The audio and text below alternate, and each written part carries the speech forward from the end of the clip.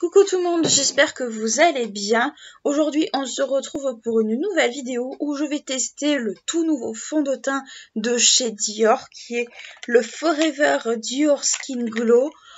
Bon, moi, ce sont des échantillons. Vous savez que je prends toujours des échantillons avant d'acheter le full size au cas où ça ne convienne pas à ma peau. Donc, je prends toujours des échantillons.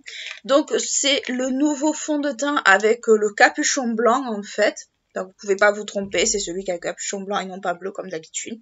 C'est un fond de teint qui est normalement assez léger, assez fluide.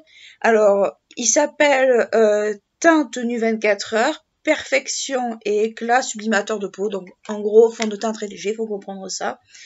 Bon, il promet hydratation longue durée et il a un SPF de 35, ce qui n'est pas rien, je trouve.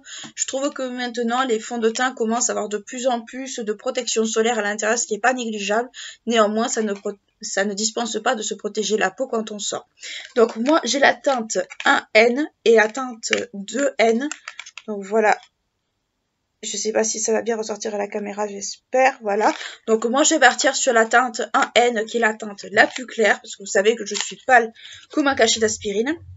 Donc moi ce sont des échantillons, donc les échantillons sont comme ceci, ils sont en 3 ml, qui sont quand même pas mal.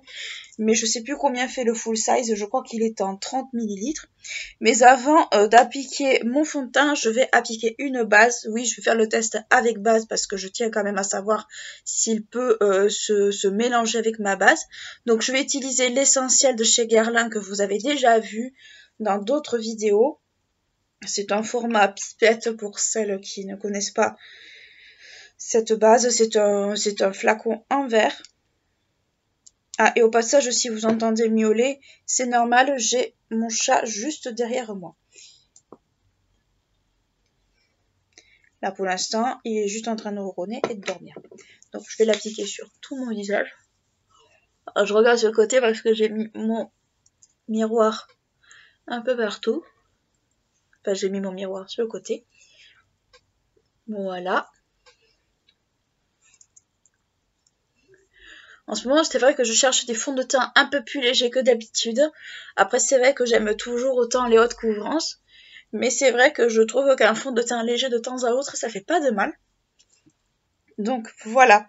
Au niveau de la teinte, donc je vais mettre sur mon éponge qui est juste ici. Donc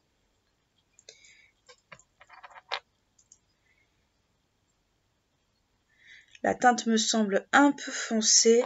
Après, je sais que elle est foncée, mais en l'étalant, en fait, elle a tendance à être un peu moins foncée que ce qu'elle en a l'air. Donc la teinte est comme ceci, donc c'est très liquide. Je vais l'appliquer sur mon visage en faisant extrêmement attention de ne pas m'en mettre partout.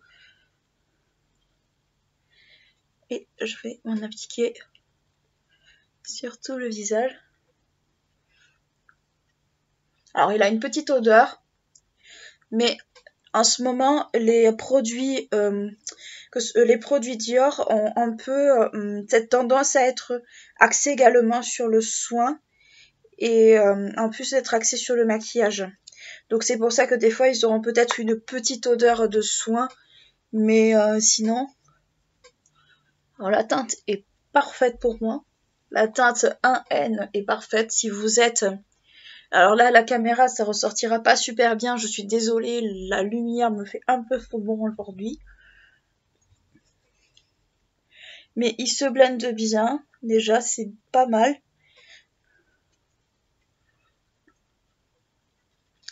Voilà, j'applique un peu partout. On voit toujours un peu mes imperfections en transparence. Là, j'ai une cicatrice de bouton qui se voit toujours un peu, mais à la rigueur, c'est pas bien grave. Donc je pense qu'il est relativement modulable. Voilà, je vais en remettre une deuxième couche. Mais je pense qu'il est relativement modulable.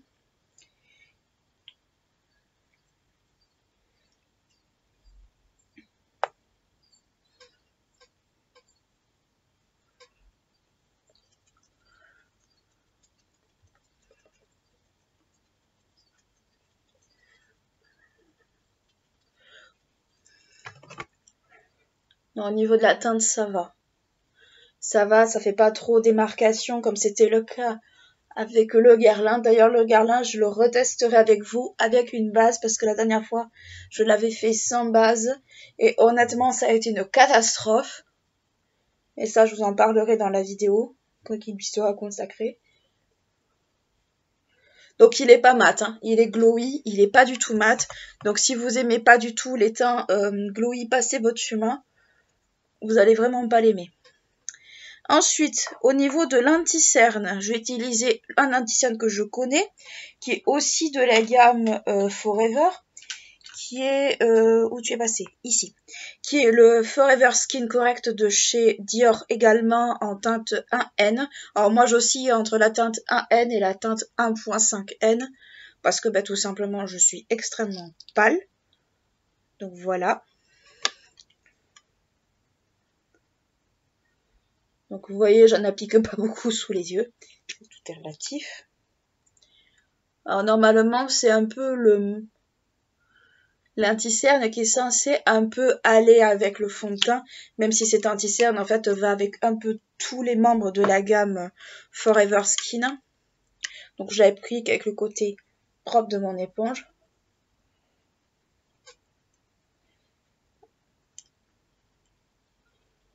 Donc c'est un fond de teint, enfin c'est un anti-cerne qui est couvrant, mais pareil, qui est un peu comme le fond de teint, qui est aussi axé sur le soin puisqu'il a des extraits de rose dedans. En plus d'être très couvrant, il est hydratant, donc il dessèche pas le contour des yeux. Et c'est vrai que je l'aime beaucoup pour ça. Pour l'instant, les deux se fondent parfaitement bien. Il n'y a strictement rien à dire dessus.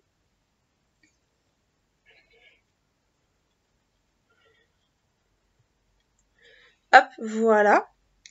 Je vais poudrer. Donc je vais prendre ma poudre Fenty Beauty en teinte butter que je connais. Donc je sais que bon, normalement j'ai pas trop de soucis à me faire avec cette poudre. Là j'en ai un peu trop pris, mais elle est un peu très volatile. Je vais prendre avec un pinceau et pas avec la houppette. Parce que je veux un teint léger, je veux pas un teint trop mat. Là j'ai soufflé, c'était pas une bonne idée. Tant pis.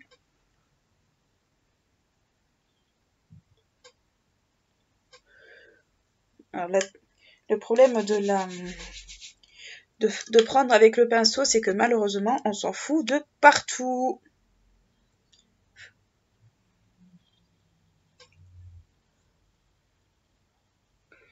Je vais d'abord poudrer l'anti-cerne avant de poudrer le reste. Normalement, je le poudre à la houppette, mais là, j'ai pas spécialement envie d'utiliser une houppette ces derniers temps. Alors, je poudre tout au pinceau. J'utilise très peu en ce moment les houppettes. Parce que justement, avec l'été, j'ai envie d'un teint un peu moins couvrant. Et comme d'habitude, je me fous de la poudre partout. Parce que la poudre est très volatile. Alors c'est une poudre que je connais, donc on va bien voir si ça matche les deux ensemble. Pour l'instant, ça a l'air de bien matcher. J'ai pas de traces, j'ai pas de démarcation. Ça c'est bien blendé. Bon après j'ai le grain de peau qui est pas beau, mais ça c'est autre chose. Voilà. Voilà. Voilà ce que ça donne à peu près. Je vais baisser la luminosité. Parce que le soleil a décidé de revenir pile au bon moment. Donc au niveau du grain de peau déjà, avec la poudre, bon ça a matifié un petit peu, mais on voit que c'est quand même relativement lisse. Enfin ici au niveau des joues c'est complètement lisse. On voit un peu mon grain de peau en transparence, mais c'est pas non plus genre on voit tout. Là c'est pareil également. Au niveau du nez on voit quasiment pas mes imperfections, donc ça veut dire que la poudre et le fond de teint peuvent s'entendre ensemble, c'est déjà pas mal. Au niveau de l'anti-cerne, bon l'anti-cerne je le connais, mais ça a l'air de bien fonctionner.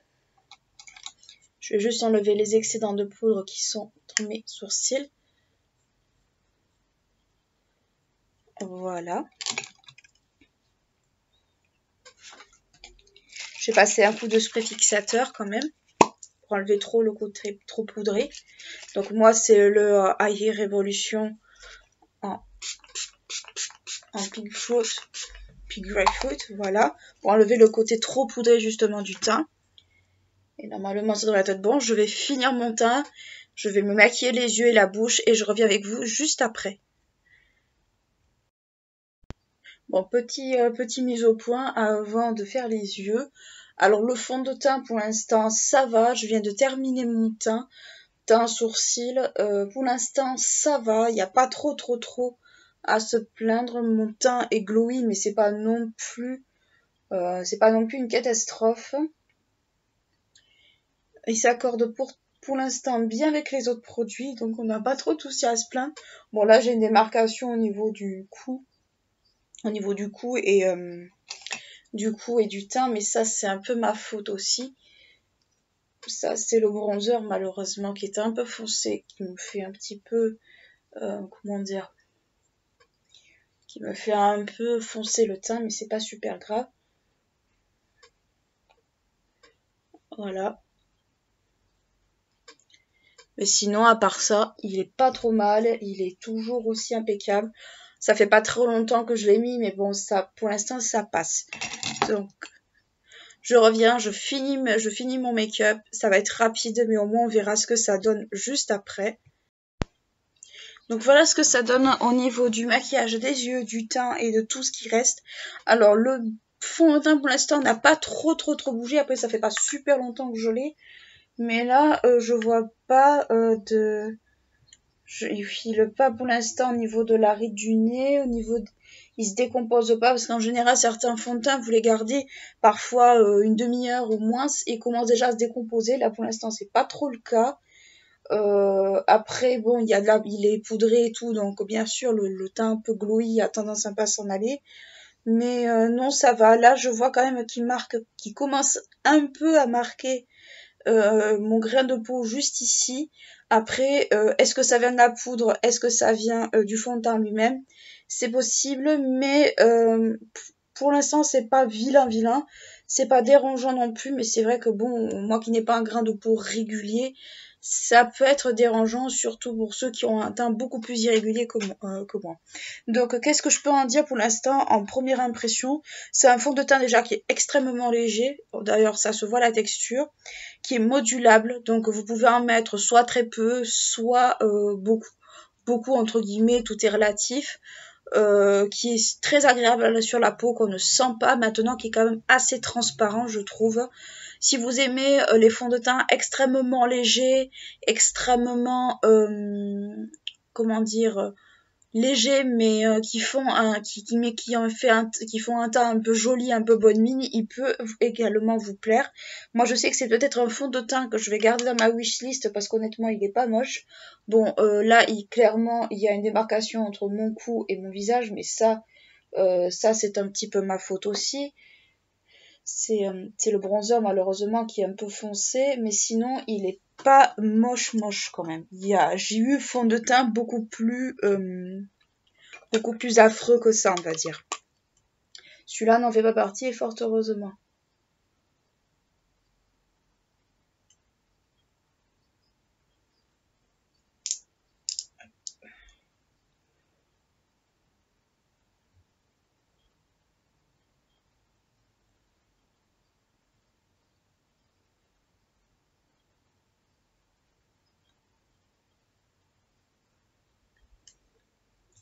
Après, si vous aimez les couvrants, ce bébé crème, concrètement, passez votre chemin parce qu'il est quand même un peu plus couvrant qu'une bébé crème. Bébé, CC, plutôt bébé crème, il est un peu plus couvrant. Donc après, ça peut plaire aux deux. Il faut le tester. Moi, je vous conseille de le tester en magasin avant peut-être de faire votre choix. Moi, je rappelle, c'est la teinte 1N que j'ai, donc c'est un des spectres les plus clairs. Je crois qu'il y a combien de teintes là-dedans? Je crois qu'il y en a il y en a pas énormément, mais n'hésitez pas à demander en magasin. Moi, je sais que j'ai une des teintes les plus claires. Maintenant, ça reste un bon fond de teint pour l'été, peut-être même pour même après au-delà. Donc voilà, écoutez, c'est tout ce que j'avais à vous dire au sujet de ce fond de teint. Je vous ferai un retour très certainement dès que je l'aurai testé un peu plus en profondeur. Donc n'hésitez pas à liker la vidéo si elle vous a plu, à vous abonner à la chaîne si ce n'est pas encore fait, à activer la petite cloche qui est sous la vidéo qui est juste ici. Ça vous permettra de ne rien louper des prochaines vidéos que je posterai. Et d'ici là, je vous fais de gros bisous. Je vous dis à bientôt. Ciao.